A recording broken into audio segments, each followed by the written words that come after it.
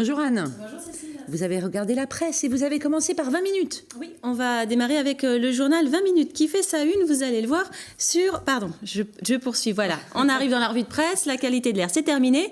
On débute donc avec 20 minutes qui fait sa une sur les imprimantes 3D. Alors on connaît depuis quelques années à Nantes surtout, qui est en pointe sur le domaine, ça se développe.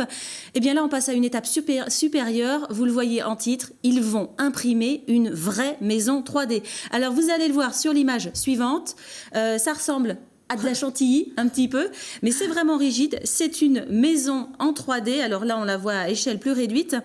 Eh bien, l'intérêt, c'est que ça se construit en seulement 12 heures avec l'imprimante 3D. Il faut savoir qu'un prototype a déjà été lancé par ce laboratoire il y a 1 an tout juste.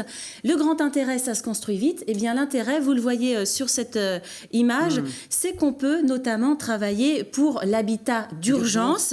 Donc, ce projet, il sera présenté à la Digital Week l'année prochaine. Il est porté par Nantes Métropole. Ça intéresse le bailleur social. Et puis, surtout, pour le logement d'urgence, ça peut être une solution à terme. Voilà, je vous propose à présent de poursuivre, avec Presse Océan qui fait sa une sur le botulisme qui fait des ravages au lac de Grandlieu. Alors le botulisme, c'est une maladie qui est développée par une toxine qui tue les canards.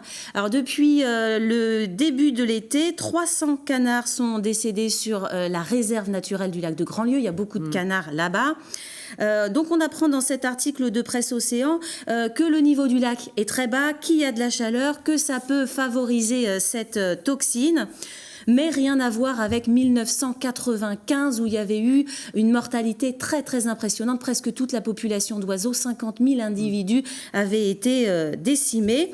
Et puis c'est une information qui est aussi reprise dans le journal Ouest France, qui émet un petit peu plus de réserve, qui dit pas d'alarmisme là-dessus, puisque le botulisme, c'est un problème qu'on connaît au lac de Grandlieu tous les ans. Et puis surtout, il n'y a pas de risque de transmission à l'homme.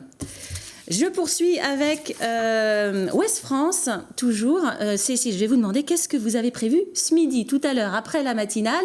Vous avez envie de vous relaxer, peut-être. Bien sûr, de faire une sieste. On s'est levé à 5 h du matin. Eh bien, rendez-vous à l'université à midi. Des câlins gratuits seront proposés.